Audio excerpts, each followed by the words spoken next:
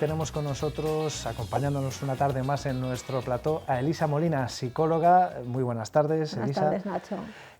La última ocasión, en la última visita, estuvimos hablando de el efecto que ha tenido la pandemia y todas las restricciones que han ido parejas en la gente mayor, ¿no? En nuestros ancianos, en cómo se han enfrentado a situaciones de aislamiento y soledad, bueno, lo que estuvimos comentando. Vamos ahora con otro sector que se ha visto muy maltratado, incluso podríamos decir hasta acusado, ¿no? Señalado, sí. Y que luego hemos visto que no era como pensábamos en un principio o como nos decían en un principio. Hablamos de los menores, de los niños. Sí. Creo que ha sido además el sector de la población que peor parte se ha llevado, porque no tienen la capacidad sí, la de adaptación, pero no la de asimilar todo lo que les está ocurriendo. Desde los muy pequeños, en los que han nacido ya en restricción, en el que ya nadie les carga, ni nos asomamos al cuco del bebé, ni reciben visitas, no regalos, sino visitas, tías sin conocer a sobrinos, también por las restricciones de movilidad.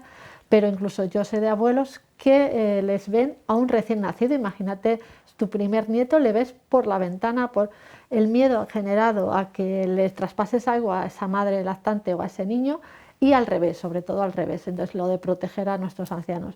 Los niños pequeñitos que de un día a otro que empiezan a sociabilizar, en la etapa más, creo, de las más importantes a nivel vital de cualquier persona, es cuando empezamos a aprender el aprendizaje tanto escolar como de sociabilizar. Por eso van a guarderías, a colegios. De un día para otro se cierran las aulas, no solo se quedan en casa, sino que cuando luego empiezan a abrir las restricciones, no están los parques abiertos, no pueden abrazar a los niños. Les hemos inculcado el miedo al virus por como algo, yo he dicho no, el miedo al virus porque pensaban terrores nocturnos, cambios de hábitos. No, el virus no es alguien que viene y te ataca y te come. No querían salir a casa, de casa luego. Y les decíamos con respecto a otros niños, no hay les que tocarles, no dejes tus juguetes. No. Exacto, o sea, todo lo que hasta ahora era comparte, todo es de todos, da un abrazo al abuelito, da un besito a no sé qué, mira que es mi amiga, ahora es no.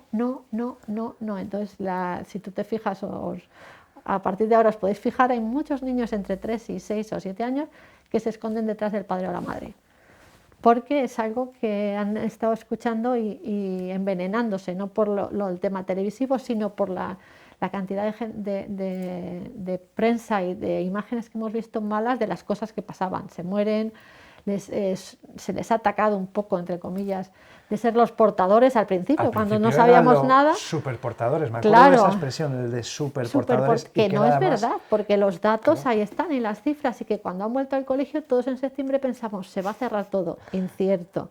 No me gusta decir es mentira. Había porras, había porras en muchos centros. Incierto. Al principio, porque las normas han ido modificándose y adaptándose a lo que ha pasado de verdad. Cuando había varios, no me acuerdo si eran 5 o 6, se aislaba todo el aula. Y luego se dio cuenta que aun siendo negativos, se les estaba 15 días en casa, no se podía estar así todo el curso, porque los padres trabajan, las madres trabajan, los abuelos no podían hacerse cargo. Se relajó eso, no ha habido más.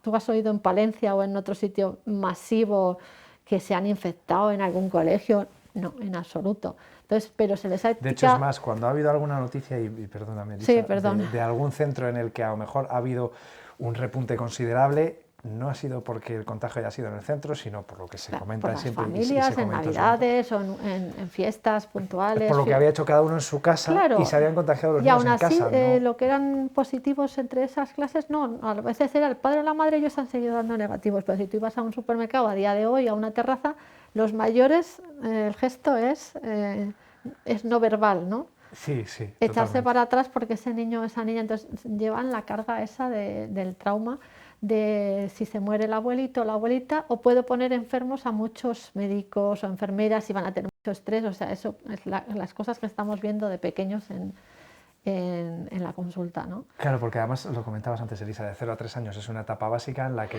se tiene que relacionar, tienen que contactar, aprender unos de otros. Ahí empiezan de 3 a 6, que es cuando empiezan la etapa infantil, primero, segundo y tercero infantil. Y todo eso que ha las faltado... normas sociales de se comparte, nada es propiedad, como al revés, se hacen momentos de juego, momentos de cosas de cognitivo.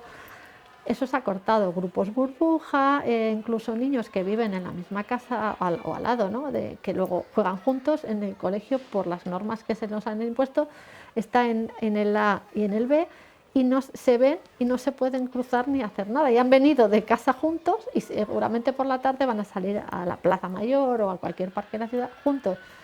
Pero de las cosas que tengo más grabadas es cuando empezaron a abrir en mayo y después me ha vuelto a pasar en octubre, cuando cerraron otra vez los parques, de ir a correr y por el parque de al lado de las piscinas cubiertas de San Antonio, un niño pequeñito, como de 2 años y medio, que estaba acordonado con una cinta, se metió por debajo y el padre le decía, está prohibido, y él le dijo, ven a cogerme.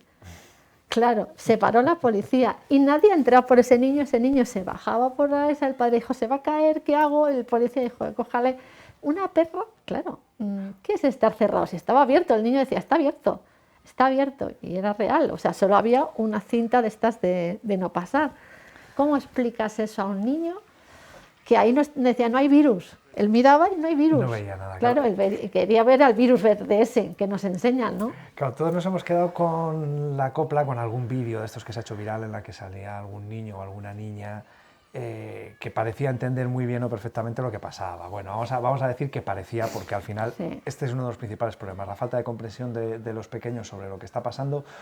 ¿Cómo podemos intentar, no sé si hacer que lo entiendan, pero al menos que, no sé si tanto como que entiendan la situación de pandemia, como que entiendan esas limitaciones que les hemos puesto? Pues yo creo que de hecho ya las han entendido. O sea, otra cosa, las han asimilado. Entenderlas, no. Somos los padres o los educadores y no les queda otra tanto repetirlo, súbete la mascarilla, lávate las manos, no toques, no juegues, no des abrazos.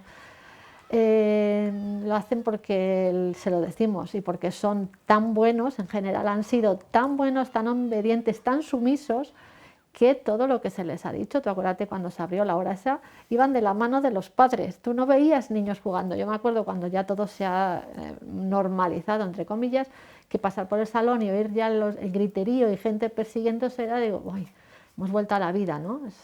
Son el futuro. Pero iban de las manos de los padres, que había que sacarlos, yo tengo 3, que eran ya más mayores, pero había que sacarlos de 2 en 2, no sé si os acordáis, quiero decir, y lo han aceptado. Uno de los niños se quedaba, iba con el padre, 2 con la madre, si te encontrabas con primos tampoco, de lado a lado, o sea que ya sé que es la pandemia, ya sé que nos hemos tenido que adoptar. Yo no creo tampoco que sean héroes. Creo que han sido los grandes perjudicados y les hemos tenido que hacer así. El otro día decía la ministra algo así como que espera de ellos que sigan siendo al año que viene héroes.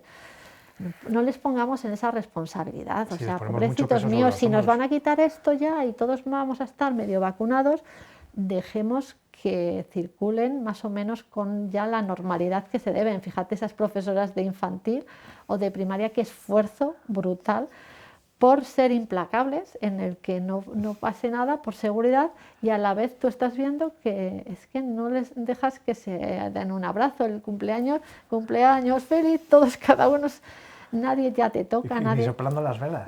Ni soplar las velas, que es, los niños lo saben, hay que hacer así, y es por favor, o sea... Claro, estamos hablando de cuando alguien supera la enfermedad, el síndrome del COVID persistente, pues por esas secuelas que dan a mucha gente. En el caso de los niños, podríamos hablar también del síndrome de COVID persistente, porque probablemente, si llega ese día en el que efectivamente nos retiran la mascarilla, vamos a decirlo así, se va quedando atrás el peligro, vamos volviendo a esa antigua normalidad, ellos en muchos casos ni recordarán la antigua normalidad, para ellos va a ser algo nuevo y les va a costar. Imagino que les va a costar mucho. Claro, les está costando, de hecho, volver al juego, les está costando volver a aceptar a primos, abuelos o tíos, abrazos. Les está costando salir, porque también les hemos incorporado a los pequeños, y hablo de niños el otro día, alguien muy pequeña, de 5 o 6 años, con una adicción a la tablet, porque hemos generado unas adicciones nuevas, ¿no? Que no tenían y que antes era limitado, estar tanto tiempo en casa o solos, sin otros amigos y sin primos, sin nada, vale, pues venga, les dejamos jugar en línea, porque sabe que hay otro primo en Valladolid que no puede ver, pero que está a la vez. Yo creo que el síndrome postraumático, que tanto tememos los psicólogos y que desde los colegios se nos está fomentando, ojo, lo van a vivir sobre todo los educadores, los padres, claro, también, los miedos, los terrores nocturnos, los cambios de hábitos, lo que estás diciendo, que ya no se acuerdan cuál era lo normal, porque alguien de 3 años tiene una memoria Sí, relativa, porque ha vivido eso y su memoria recuerda ciertas cosas. lo más reciente. Claro, entonces hay que volver a readaptarles a las cosas que antes estábamos batallando por compartir, abrazar, saber las emociones esas, de educarles en emociones. ¿Y qué consejos podríamos dar o qué consejo podríamos dar a los padres que estén preocupados precisamente por el impacto que haya podido tener toda esta situación? ¿En qué fijarse, qué señales vigilar o qué hacer con sus hijos sobre para...? todo yo creo que se está viendo muy rápido en los cambios de rutinas, tanto alimentarias, con niños que han modificado su forma de comer, porque también han dejado muchos de ir al colegio, al comedor, de ver a los abuelos, ya que antes se quedaban a comer o no con los abuelitos. Han cambiado los hábitos de sueño porque tienen mucho más estrés, mucho más miedo, porque no sabe quién está malo y quién no, les da miedo a la gente que pueda contagiarles o contagiar a sus familias y terminar muertos, porque oye, el muerto, muerto, muerto, muerto. Les han cambiado muchas cosas, entonces ellos están reflejando eso, mucha hiperactividad también, no de niños hiperactivos como tal, sino que claro, es que están en espacios reducidos, les limitamos, todo el rato les limitamos, aun estando en sitios que están cerca, que no toquen, que no compartan, que si es el balón es suyo, limpiamos otra vez, entonces al final estamos creando niños que cuando están en un sitio no son capaces de estar quietos ni tranquilos como estaban antes, porque antes era al revés, salir para desfogarse.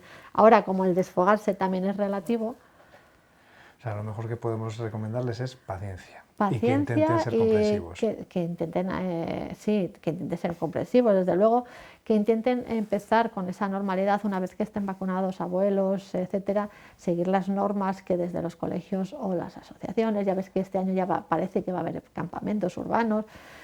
Esperemos que empecemos a retomar esas cosas. Hay cosas ya de música en la que tú puedes escuchar a pesar de que tengamos la distancia de seguridad, pues luego ellos podrán incorporarse a esos mundos que tenían.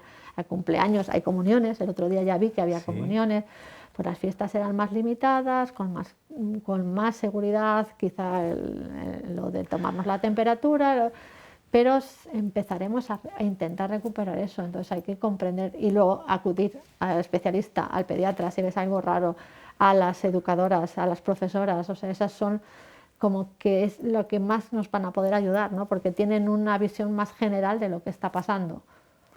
En definitiva, escuchar a los especialistas, Sí. como en su caso, Elisa. Muchas gracias por Gracias haber a ti, venido Nacho. una semana más y por ayudarnos a entender un poco más situaciones que muchos quizá tenemos cerca, no nos hemos fijado y sobre todo muy probablemente no hemos entendido. Sí, por favor, entender a los niños porque son los grandes perjudicados.